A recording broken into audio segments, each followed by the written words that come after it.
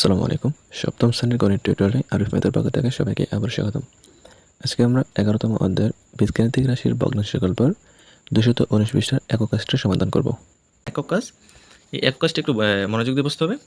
এখানে বলছে যে প্রশ্ন 1 ও 2 এর জন্য, এই যে প্রশ্ন হচ্ছে 1 এইটা, আর প্রশ্ন 2 হচ্ছে এইটা। এই 2 নং প্রশ্ন এবং 1 নং প্রশ্নের যদি বৃত্তটির ক্ষেত্রফল x বর্গ একক হয়, এখানে 1 নঙ্গে যে বৃত্তগুলো আছে এবং 2 নঙ্গে যে বৃত্তগুলো আছে, এই 2 নঙ্গের বৃত্তগুলোর প্রত্যেকটা বৃত্তের ক্ষেত্রফল হচ্ছে x বর্গ একক, মানে সম্পূর্ণটাকে আমরা x ধরে নিতে হবে। প্রথমে বলা আছে যে নিম্নের মডেলটি, যে মডেল দুটি আছে থেকে ভগ্নাংশ বের করা এবং যোগ করা। এই দুইটা মডেলকে আমরা প্রথমে ভগ্নাংশে প্রকাশ করব, তারপরে দুইটা ভগ্নাংশগুলো আমরা যোগ করব, যেটা এখানে যোগ চিহ্ন দেওয়া আছে। এখানে একটা জিনিস লক্ষ্য রাখতে হবে যে আমাদের এই সম্পূর্ণ বৃত্তটা যদি এক্স বর্গ একক হয়, কিন্তু এই এক্স বর্গ এককের মধ্যে ভাগ আছে আমাদের 5টা, 1টা 2টা 3টা 4টা 5টা ভাগ। এই 5টা ভাগের মধ্যে আমাদের নীল রং করা হচ্ছে 3টা এবং সাদা করা হচ্ছে আমাদের 2টা। তো এবং দ্বিতীয় মডেলটির মধ্যে আমাদের ভাগ হচ্ছে 1 2 3 4 5 6 7 8 9 10টি। এই 10টি ভাগের মধ্যে 3টি ভাগ হচ্ছে আমাদের নীল রং করা। তো আমরা এখানে খাতা লিখে নিতে পারি যে সমাধান 1 নম্বরে যে উভয় বৃত্তের ক্ষেত্রফল x বর্গ একক। উভয় বলতে এখানে দুইটাকে বোঝানো হয়েছে। এখন প্রথম বৃত্তের মোট সংখ্যা 5টি। এই প্রথম যে বৃত্তটা আছে, এই বৃত্তটার মোট সংখ্যা 1টি 2টি 3টি 4টি 5টি। এবং রং করা সংখ্যা হচ্ছে 3টি। 1 2 3টা হচ্ছে আমাদের রং করা।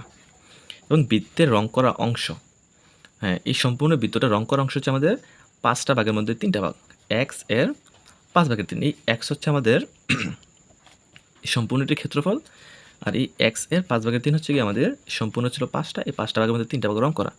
সম্পূর্ণ হচ্ছে মোট 5টা ভাগ ছিল, 5টার মধ্যে 3টা হচ্ছে আমাদের রং করা, এইটা এখানে বুঝেছে।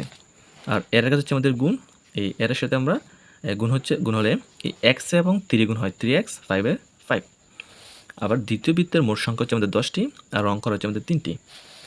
এইটার মধ্যে আমাদের ভাগ হচ্ছে 10টা, আর নীল রং করা হচ্ছে আমাদের 3টা। এবং বৃত্তের রং করা অংশ হচ্ছে আমাদের x এর 10 ভাগের 3। এই x হচ্ছে আমাদের সম্পূর্ণটা, আর এই 10টা ভাগের মধ্যে 3টা হচ্ছে আমাদের রং করা, তাহলে 3x ডিভাইডেড বাই 10। এবং এই দুইটা বৃত্তের ভগ্নাংশ, যে নিয়ে মডেলটির ভগ্নাংশ বের করে, এখন ভগ্নাংশ বের করছি, তারপর আমাদেরকে যোগ করতে হবে।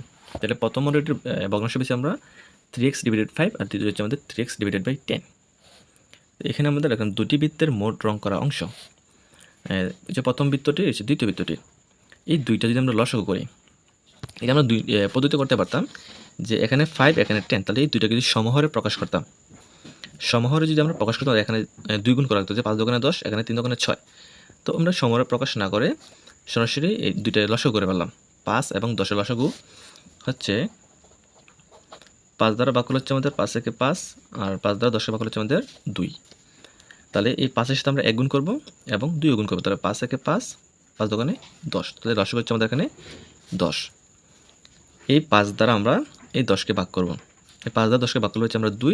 এই 2 দিয়ে যদি আমরা 3xকে গুণ করি, তাহলে 3 দোকানে 6, x এর x, যোগের যোগ, 10 দ্বারা 10কে ভাগ করলে হচ্ছে 1, 3x এর 3x, তাহলে 6টা এবং 3টা হচ্ছে আমাদের 9টা x, নিচে 10-এর 10।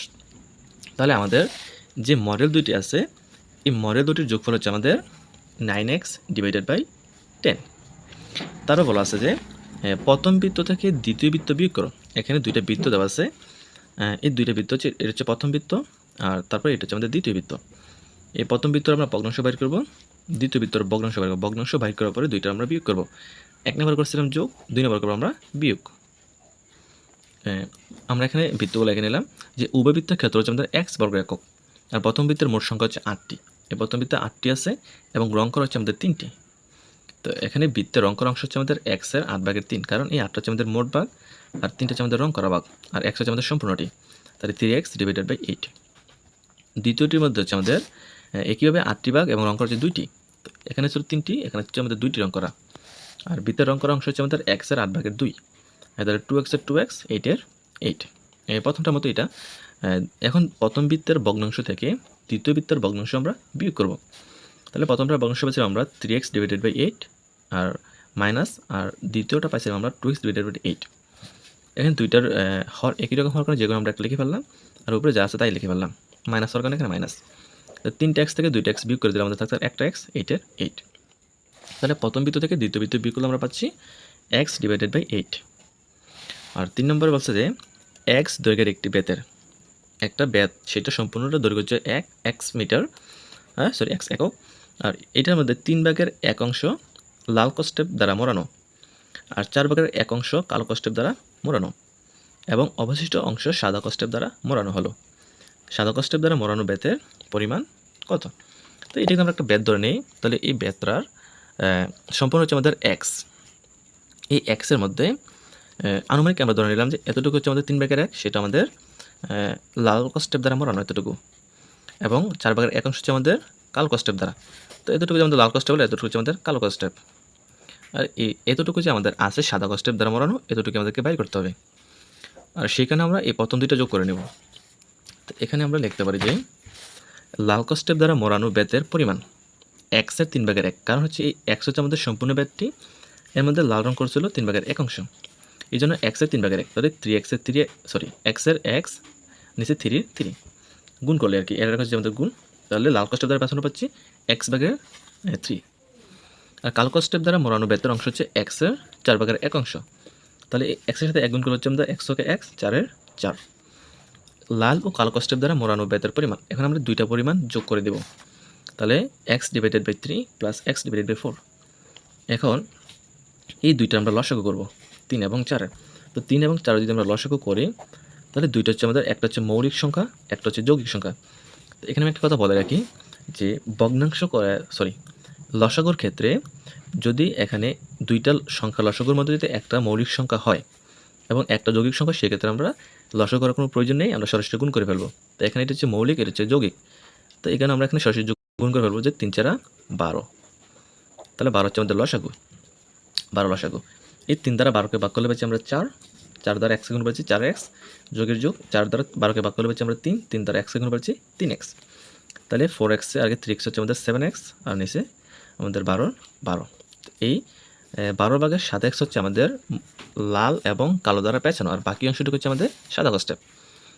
তো এখানে সাদা কষ্টেপ দ্বারা মোড়ানো বেতের পরিমাণ হচ্ছে x এর 12 ভাগের 7x, কারণ আমাদের x হচ্ছে সম্পূর্ণটি, এই সম্পূর্ণটি যদি আমাদের, তো এটা হচ্ছে আমাদের লাল, এতটুকু হচ্ছে আমাদের কালো, তাহলে এতটুকু কত, তাই না? তো এখানে আমাদের সম্পূর্ণটা যদি হয় x, তাহলে এই দুইটা মিলিয়ে পাইছিলাম আমরা এখানে 7x ডিভাইডেড বাই 12। তো এতটুকু যদি 7x ডিভাইডেড বাই 12 পাই, তাহলে এতটুকু কত? তাহলে এই সম্পূর্ণ থেকে যদি আমরা এই যোগ করা অংশটুকু বাদ দিই, তাহলে আমরা এতটুকু পেয়ে যাচ্ছি, তাই না? তো এখানে আমরা x থেকে এটা বিয়োগ করে দেব। আর একটা পূর্ণ সংখ্যা এবং একটি ভগ্নাংশ, তো এটা আমরা বোঝার জন্য বলছি যে এখানে যদি আমাদের একটা পূর্ণ সংখ্যা থাকে, হ্যাঁ, তো পূর্ণ সংখ্যা থাকে, আর এখানে যদি একটা ভগ্নাংশ থাকে, সেক্ষেত্রে আমরা ভগ্নাংশের হরটাকে এখানে লসাগু ধরে নেব, হ্যাঁ। তো এখানে x, এটা নিচে আমাদের মনে 1 আছে, তো এখানে লসাগু করার মতো কোনো কিছু নেই, সেই কারণে আমরা 12 নিচে লিখে দেবো। এই 12 দ্বারা আমরা x-কে সরাসরি গুণ করে দেবো, তাহলে x এবং 12 গুণ করে পাচ্ছি আমরা 12x, মাইনাসের মাইনাস, এই 12 দ্বারা 12কে ভাগ করলে হচ্ছে 1 দ্বারা 7x গুণ পাচ্ছি 7x, তাহলে 12টা x থেকে যদি আমরা 7টা x বাদ দিই, তাহলে পাচ্ছি আমরা এখানে 5টা x, আর নিচে 12।